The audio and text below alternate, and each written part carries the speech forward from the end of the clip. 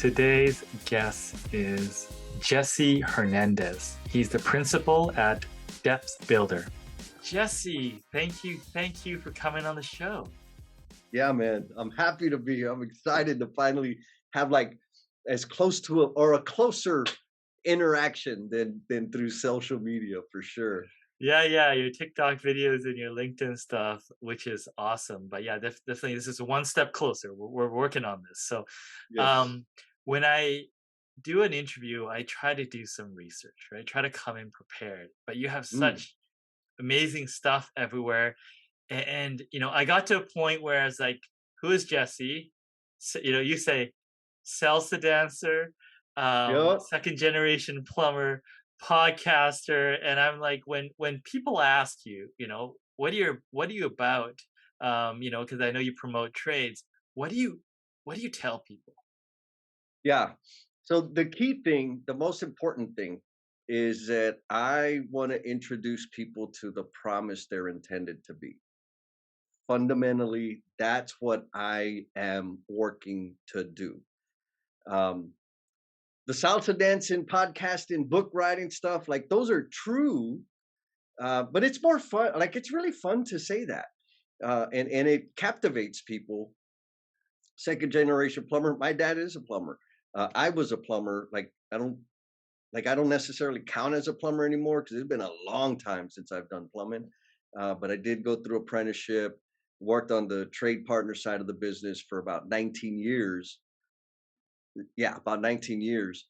Um, So I think I still have a little bit of credibility as a plumber, but not like an installing plumber.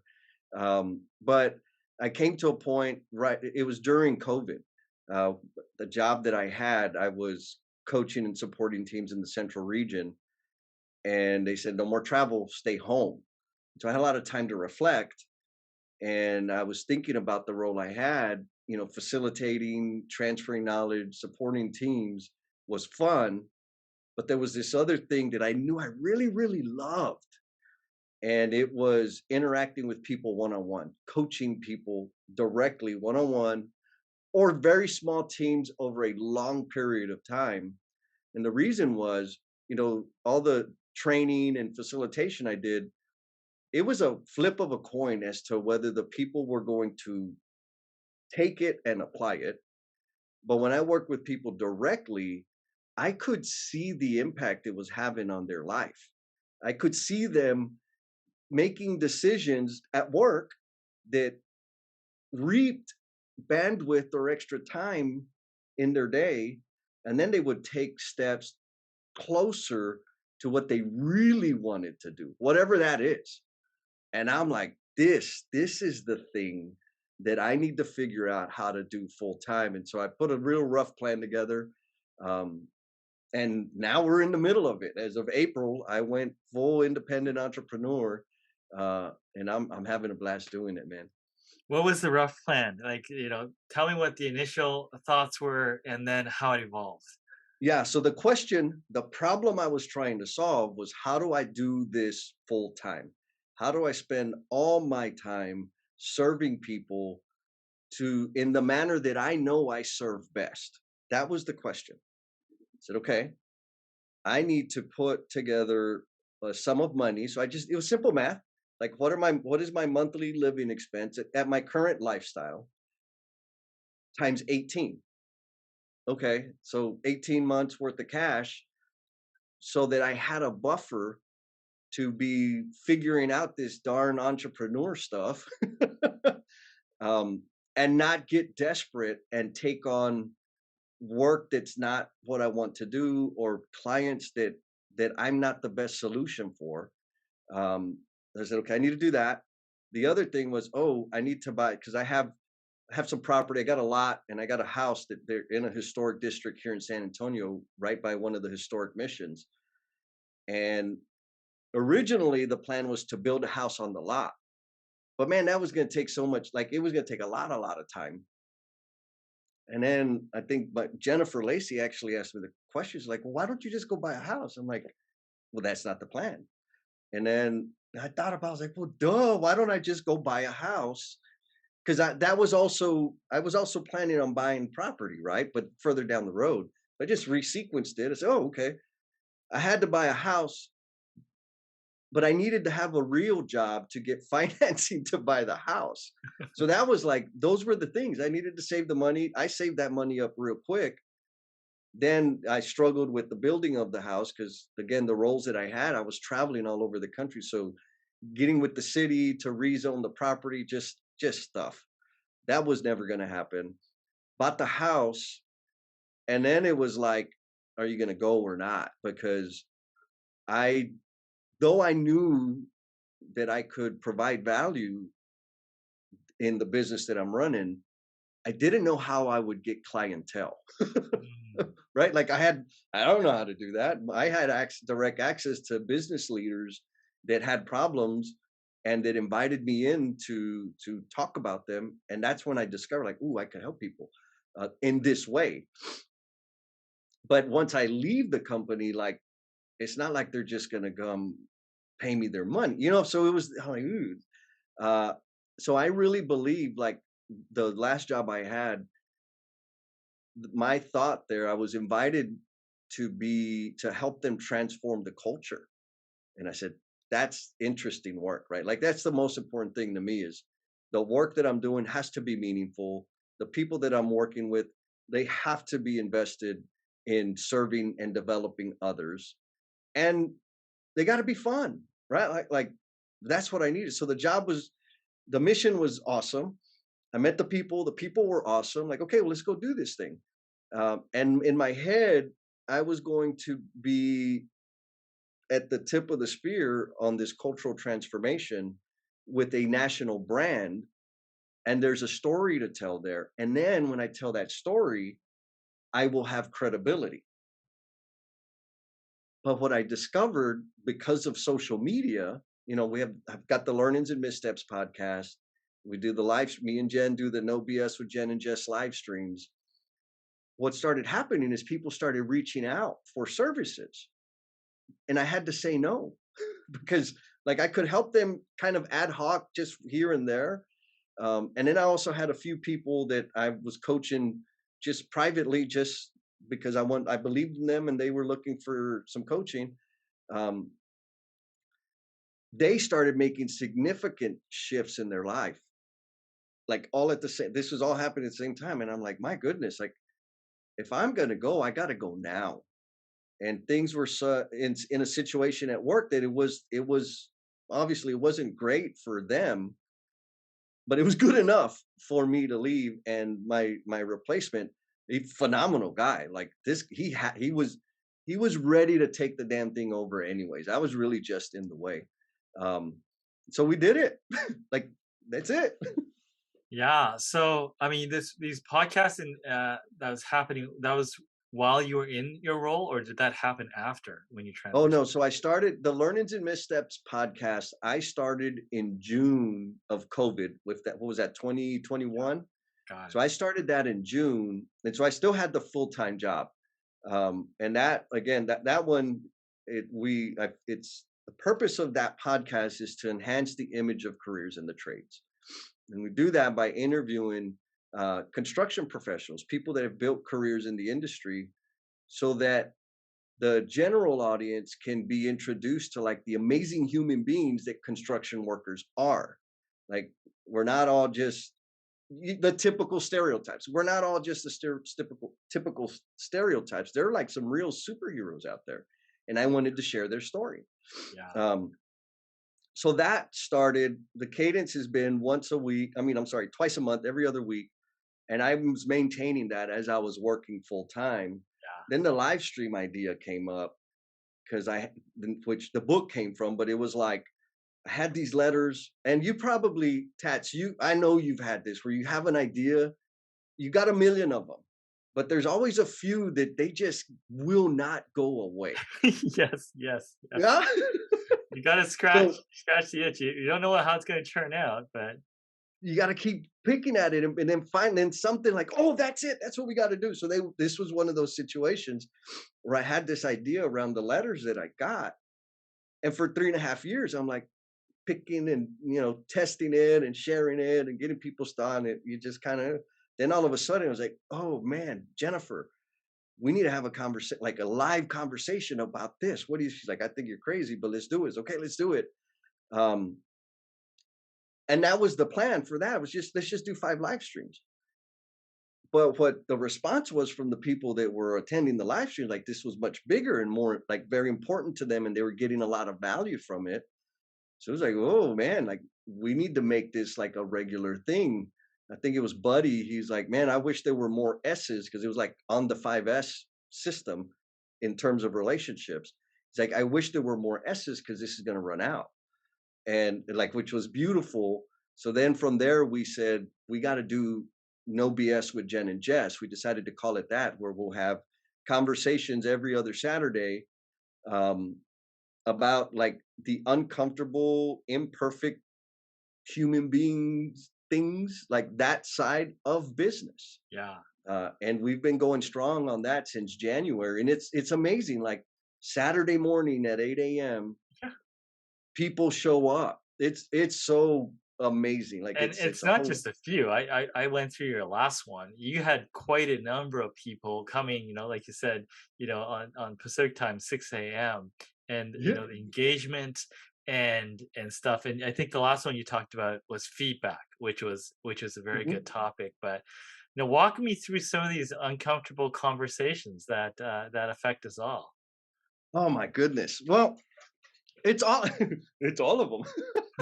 You know, when I'll yeah, I'm gonna cheat. I'm gonna talk about like the first ones that we did, because it really captures. If you go back and watch those first live streams, because they're out there, right, on YouTube and whatever. Um, we were horrible. Like we were choppy. We were repeating ourselves. There was a lot of extra chatter. Like we just throw filler words in there because we didn't really know how to say what we wanted to say. Um, but that conversation, that series of conversations was about relationships. And my background's construction, her background is construction. And we really had a concern, like, what if nobody shows up? What if nobody is interested? We're going to be talking about relationships, like not business development, Yeah. like human Live, being. live. Yes. Yeah, live, exactly, live. We're going to be talking about personal relationships, romantic relationships, professional relationships. So that was like, well, hell, like, well, let's just do it. Well, how do we do it? Well, like I'm completely fine with talking about all of the dumb stuff that I've done, because that's why I titled the podcast Learnings and Missteps, right? It's because I've learned the things through all the mistakes that I made. Um, and so the very first one was talking about sorting things out of our relationship, and the best example I had was, insecurities and fear and jealousy and this sort of thing that are in every relationship. And so I had to talk about it in terms of what I had experienced, not conceptually, like this is what was happening, this is what happened, this is what we did, and this is what we learned. um well, as we began that people showed up and they were in the chat and they were sharing too. One of the questions was like, how do you repair trust? It's like, whoa, dang, that's a big question. And so that's like the beautiful thing, is one of the many beautiful things is we call them the no BS tribe, right? Everybody that shows up and interacts and supports each other on the social media stuff, they like, the value in the conversation is from them. It's the questions that people ask in the chat, the comments that they make. Like, we learned, like, we are not going to script out the conversation. We're going to have a topic. I'm going to have one example. Jen's going to have one example. And the rest happens through the interaction of the live stream. it's Wow. it's so much fun. Um, Wow. but we were talking about the mistakes that we've made. She talks about some of the mistakes that she made with her daughters, and I talk about the mistakes that I made with all my exes, right? Like, and what came out was the folks that were on the live streams were like, hey man, we need to keep talking about this, because we think that the suicide epidemic in construction, the substance abuse, the poor mental health is largely due to the fact that we don't have relationships with each other. When we spend all our days together at the job, on site, 12, 16-hour days, and we don't know anything about the people that we're working with. Why? Like, why shouldn't we know something? Like, we're so guarded that we'll never, it's rare to just go up to somebody and say, "Hey, I'm Jesse. How you doing? Where are you from? Why'd you pick this trade? What do you do on the weekends?" Like, we don't have those conversations. We say, "Hey, have you done your pre-task safety plan? Are you going to be done here today? Hey, you need to put your hard hat on." Like, those are the interactions we have. And so now everybody's having it's everything's transactional. And so you're not a human. You don't feel human because people don't even know your name. And so those are the types of conversations that it seems to be bringing value to the crew, and so we just keep having them. Yeah, no, that's really good. I mean, I obviously you struck a chord there. Now, why did you pick Saturday morning? Is this just because obviously you have some flexibility? Why was the idea around that? Oh no, I got plenty of flexibility. Well, at the time I didn't. So Okay, when we first started doing the very first ones, I was still working full time, and at the time I also had a traveling role. So I've been traveling for 4 years, um, and so that was like during the week was going to be tough, and I was not going to be doing it during the work day because I have a job.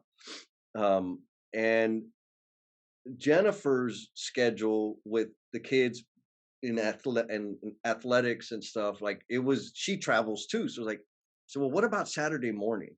And she's like, "Well, I could do Saturday at 8." I was like, she's like, "Is that too early?" I said, "Not for me. I'm out of bed at 4 or 5 o'clock in the morning all the time. So like whatever." Um, and and so I said, "Well, let's give it a shot. Chances are nobody shows up." And so that kind of led us to a conversation about our goal. Like, what's the goal of this? And I said, "Well, I think these letters can help somebody. So if they help one person, that's the goal." And so that took all the other, like, maybe we should do 10 a.m. or noon so that we can get Pacific time central, like all like so that we can draw a crowd. We were going to do it. We were going to do this thing within the constraints that we had. And the goal was to help one person. So we picked 8 o'clock. And that was the time that she and I could like 100% commit to with some frequency. Um, and every other week because, people have lives.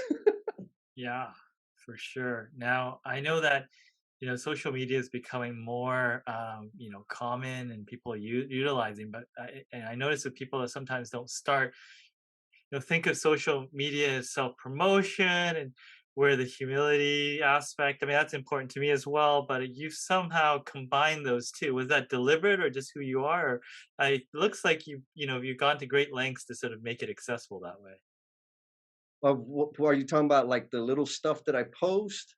The stuff in your posts, but even your podcast, the missteps and learnings and stuff like that, you've built in kind of the humility aspect of. Whereas a lot of the stuff, it's really easy to sound self-promoting on social media. Like even if you're Yes. just giving advice, was that deliberately by design? Is that who you are? Like how is that? Did that even cross your mind? Because I know a lot of people that sort of stop from doing it. What do I know? Right? Who's going to listen to Yes. me? Right? Am I gonna sound like I'm tooting my horn and doing things perfectly? Yes. I understand now. Yeah, that was a big concern of mine because I didn't want to be that guy. Like I just didn't. I didn't want I just here's what happened. For the Learnings and Missteps podcast, again, this goes back to the COVID, right? Like shut down, stay home, all the stuff. And before that, I would like anytime I get invited to go speak to a school, my answer is yes. If I'm in town or if I can change my schedule so that I can go talk to the school, that's what I'm going to do. If I could do that all the time, I would be a happy guy. Like that would be so amazing. Um, because my experience when I was in now, I'm not in the trades anymore, but when I was in school, the message I received was go to college or flip burgers. And the way I translated that was if I don't go to college, I'm a failure. And you know what? I'm grateful for the people that flip burgers. That is honorable work. Like I like me some burgers. Um, but there was this thing, right? Like I had to go to university. And when I started my first job in the summer working on a commercial construction site, I knew that's what I had to do. But all this stuff around me, everything around me I felt less than because I was working in the trades. Then fast forward 5 years, I'm making damn good money and I'm having an amazing life. And fast forward 10, 15 years, like had I not chosen a career in the trades, I would not be here right now talking to you. Right. Like I was able to thrive and grow and nurture and discover skills in the trades because of the environment. And so for me, it's very important to introduce an alternative option to kids, educators, and parents because they don't know. They think it's misery, but it's not. Like, yeah, it sucks because it's hot, and it really sucks when it's cold. But there's so like again back to the environment. Some of us thrive in a very structured environment with rules and raise your hand and check the boxes, answer the questions. Some of us are like hyper experiential learners that need all this sensory input. And so if you put people like me in a classroom, all I'm going to do is distract everybody else without even knowing it because I need more stimulation. So anyhow, I need that outlet. That outlet was gone. And I was watching a documentary on Danny Trejo, who's an actor. Okay. And so they asked him a question. I don't know if you've seen Machete. He's always like the villain in a movie, big mafioso guy. Anyways, they asked him like, "Hey, you've been in over 200 movies and you've never been the leading actor. Does that bother you?" And he's like, "No, they pay me. Like I get paid."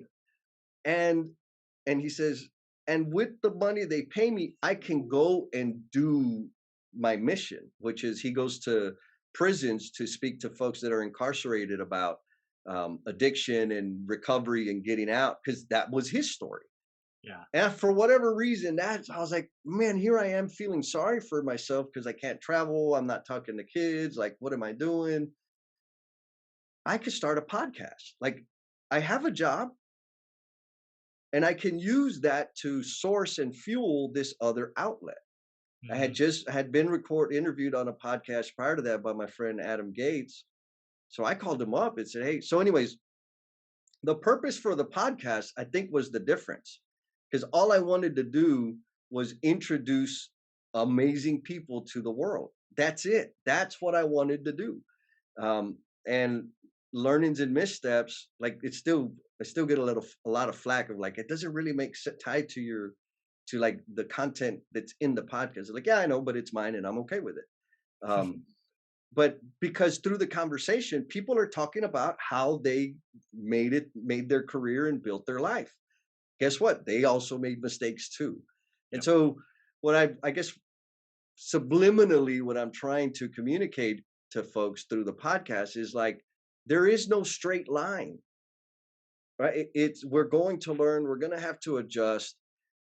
A career in the industry can be amazing and you can figure it out. Like there all the formality of that's out there, it's not really necessary. Like you can make it happen. Um and I struggled with like I didn't mind recording because you could tell I don't mind talking. Like I'm okay with the tension. I'm okay being in the front stage, like whatever. I don't mind that at all. Recording it, didn't mind. I hated editing. I still hate editing, but it's a necessary evil.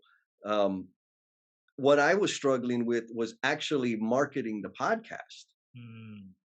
because I didn't want to be, hey, my podcast, hey, I got a podcast. Like I didn't want to do that. Yes. But we launched it before I started really using social media. And the return was like the listens weren't very high, but I was getting good feedback. And the people that were like, dude, you need to post about it. I'm like, like, no, you need to post about it. Okay. So I started posting, and then like I got more feedback, I got more downloads. And so that's been a long road, really getting comfortable about putting it out there. And then I said, okay, I don't want to just say, I have an amazing guest and it's an amazing show and you should listen to it. The purpose is, how do I highlight people? Oh, well, I'll pull clips of the super awesome things that they're saying. And that's the post. But obviously, it's coming from the Learnings and Missteps page. So, bam, there's a connection. So I don't have to be, waving the banner, listen to my podcast. There's a chunk of value that people can get. And if they want more, they can do some more clicks and then go listen to the podcast. Yeah. Yeah. Absolutely. For sure. I definitely I hear what you're saying. So um so this has evolved, right? So you laid out the initial plans, some of the evolution. What do you see going forward? What's starting to take shape in your mind? No, no, no, no. That is a brilliant question, man. Um, I guess the best way I can describe it, there's two. I always think of things, the two big rocks. So the two things, one is what is ahead of me. I have no damn idea, and there's not anything I do to try to prep for whatever that is going to be useless. Um, like for like a year ago,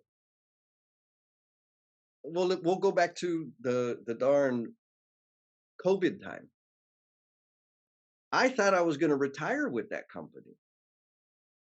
The year before that, I was working for a mechanical contractor. I thought I was going to retire with them. A year ago, I did not know that I would have a book out. I did not know that I would be live streaming with frequency. I did not know that I would have a business that's, it's early, but it's thriving. Like I had no idea. So that's one thing.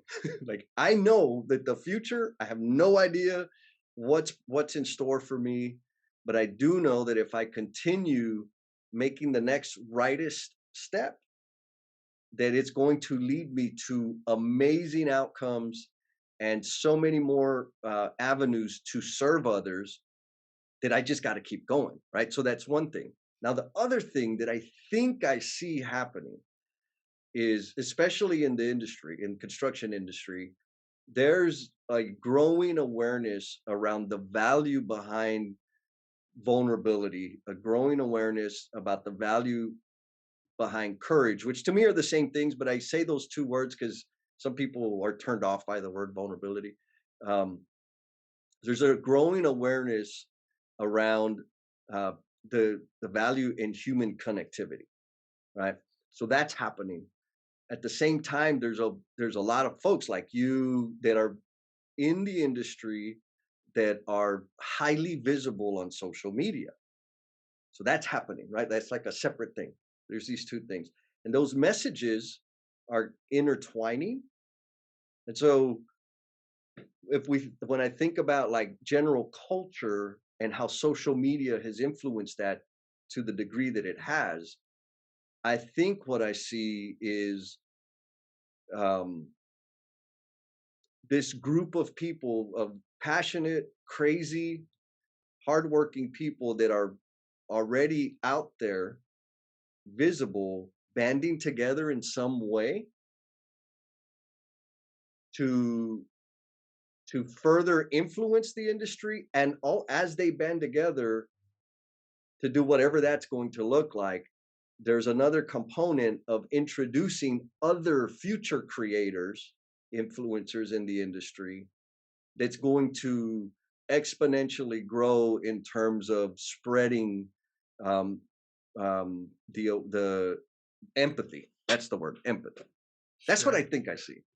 Yeah, I I I agree. I mean, I think the tools are being used. There's certain people that are utilizing them to find and connect with other people, right? And in let's say the technology industry, there's a lot of collaboration that occurs, whether it's on social or within companies. And I just hope that the tools and the live streams that people are doing are connecting the different aspects of it, because there's so many different aspects to this industry, and in the Yes, people that feed into that and that influence change and all this. But and I see more of them coming together on LinkedIn, more of them coming together on the other platforms where they, hey, we kind of share common interests here, right? yes, And I like what you're saying. I see more of that going on. yeah, yeah, absolutely. And the walls. It used to be hell just 3 years ago. Like people were very guarded about sharing their experience and knowledge with a competitor. But what I see happening, especially with like the No BS tribe, there's people there from the biggest general contractors in the country, and we're all sharing. Like that is profound. And we need more of that, right? Because here's the reality: I can show you my playbook, but it ain't that easy to implement. I could give you a copy of my playbook, and it ain't easy to implement. And it's the same thing for everybody else. Like, why not share the knowledge and experience? Because they still have to go and figure out how to implement it. And because I already know, you'll never catch up. And it's okay. We're making the industry better for people. Yeah, it makes sense, because ultimately, you know, if you keep sharing, also puts the onus on you to keep learning and growing. So, Yes, absolutely. Yes. I mean, you could try to protect things, but when you try to protect things, the growth doesn't happen at the same rate, Yes. right? So, 100%. awesome. Hey, Jesse, is there anything that I did not ask you that you wanted to share or mention? Man, you have good questions, Tats. You're cheating. Um, I don't know. Oh, well, I guess yeah, maybe one thing. So again, look, I talked about the ideas. Uh, got another idea that I finally pulled the trigger on, and so I'm launching this Friday is going to be the first one. I'm launching a live stream called OG Spotlight. Uh, Ooh, tell me about that. What's that about? so back to kind of how you and I were talking about marketing on social media, but in a humble manner and not being like obnoxious, whatever. I was getting interviewed by Christy Powell and Angela Gardner on the Women Talk Construction podcast. Yes. And when beforehand, we're talking and chatting. They're like, we really don't like, not comfortable bragging about ourselves, and like really, a lot of us aren't. It's really uncomfortable. Um, and I was like, well, heck, how I would love to brag about you, right? Like that was the thought I had in my head. And at the same time, other people have been reaching out to me to be on the podcast, but they don't necessarily fit the guest profile that I'm seeking. But they're awesome, and I'm like, man, how can I celebrate them? So that was the question, and I said, I know what, I could do a live stream where I'm highlighting people that are doing amazing things for the industry, for the community, for the world at large. Like that was the Mm, thought. And so then it's like, well, what do I call it? And I said, well, I'm going to call it OG Spotlight because, I don't know if you were like in high school in the late 80s, early 90s. Um, well, back in that time, yeah, yeah, gangs were a big deal. Like yeah. Of they course. were right rampant everywhere. I mean, they're still around, but not as prevalent as they were back then. And so there were the OGs, right? The older dudes that had a lot of street cred. They kind of set the tone for the expectations, for the behaviors, etc. They were the enforcers. Those were the OGs. And so fast forward, and I spent some time in that life, so I kind of understand it. So fast forward, because the OGs were the ones who set the standard, They had the example. They were the example. They were accountable. Like super influential. I just define them differently now, right? They're people that are contributing their gifts and talents to the world in Mm, service to others. mm. So I said, that's the name, OG Spotlight. And the whole purpose is so that I can brag on, embarrass them, make them shy, make them blush, and like talk about the amazing things that they're doing. Because there's so many people out there that are doing so many things, Yeah, but nobody knows about it. yeah, that's cool. I love it. Meetings you would take anyways, and people you want to openly praise, and you just take that meeting and you share it. That's it. Perfect. I love your idea. Maybe I gotta do another live stream. I got one a week right now. I have to do 2 a week. Plus the Well, so podcast. now, When am I gonna get run our company? yeah, yeah, yeah. Well, now I so what that does, because I have Jen and I have the live stream every other Saturday. This live stream will be every other Friday. Okay. So I'll what essentially what I'll have is a live stream once a week. Okay. Okay. Got it. But like I work at home most of the time. I don't have to wear pants most of the time, so I got time to do live streams. There you go. Cool. Well, thank you for sharing a story. I love your energy. I love your mission. And yeah, if you haven't seen Jesse's stuff before, go check it out. I had a lot of fun checking out, especially your Saturday live streams. You got a good crowd and good energy. So, Jesse, thanks for coming on the show and sharing. Yes, thank you, sir.